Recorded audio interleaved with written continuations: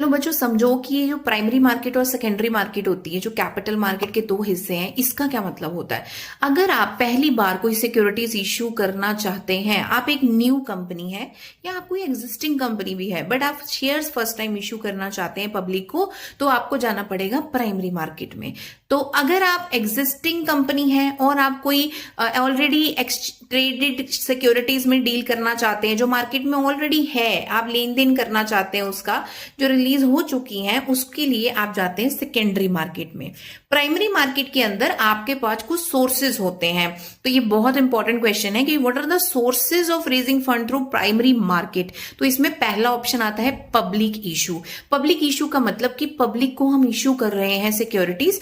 कैसे करते हैं? प्रोस्पेक्टस के थ्रू करते हैं। प्रोस्पेक्टस एक ऐसा इंफॉर्मेशन होती है, एक ऐसी नॉलेज होती है जो लोगों को चाहिए कि वो आपकी कंपनी में क्यों इन्वेस्ट करें, उसमें कंपनी का मिशन, विजन एंड बहुत सारी डिटेल्स कि कितने का शेयर कितने में बिक रहा है एंड ऑल अदर थिंग्स बताई जाती हैं। ये न्यूज़पेपर में, ये मैगजीन्स के अंदर, जर्नल्स के अंदर ये मेंशन किया जा सकता है। ये एक्सपेंसिव होता है बिकॉज प्रोस्पेक्टस को छापने के लिए कुछ खर्चे होते हैं, जिसे हम flotation cost of issuing shares भी कहते हैं। दूसरे टाइप के आप प्राइमरी इशू जो शेयर्स कर सकते हैं मार्केट में, वो कर सकते हैं राइट इशू। राइट इशू का मतलब होता है कि एग्जिस्टिंग जो मेरी कंपनी के शेयर होल्डर्स हैं या मेरे इंप्लॉइज ही हैं, उनको ही मैं शेयर्स बेच रही हूं, थोड़े से सस्ते दामों में बेच दूंगी। अब रेदर देन मैं मार्केट में जाऊं और वेट करूं कि मेरे शेयर्स कब सब्सक्राइब होंगे, तो एक छोटा सा बेटर ऑप्शन रहता है कि मैं एग्जिस्टिंग शेयर होल्डर्स या एग्जिस्टिंग इंप्लॉइज को ही शेयर्स सेल कर दूं थोड़े से डिस्काउंटेड रेट्स पे,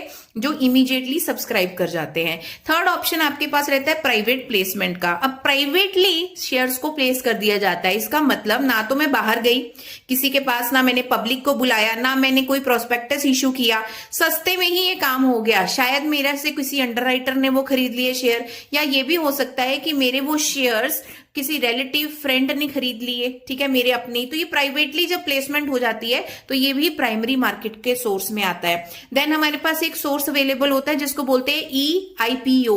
ई होता है इलेक्ट्रॉनिक, आईपीओ होता है इनिशियल पब्लिक ऑफर। जब पहली बार शेयर इशू करते जाते हैं इलेक्ट्रॉनिकली कंपनी की वेबसाइट के थ्रू, स्टॉक एक्सचेंज के थ्रू, तो इसको हम नाम देते हैं ई आईपीओ।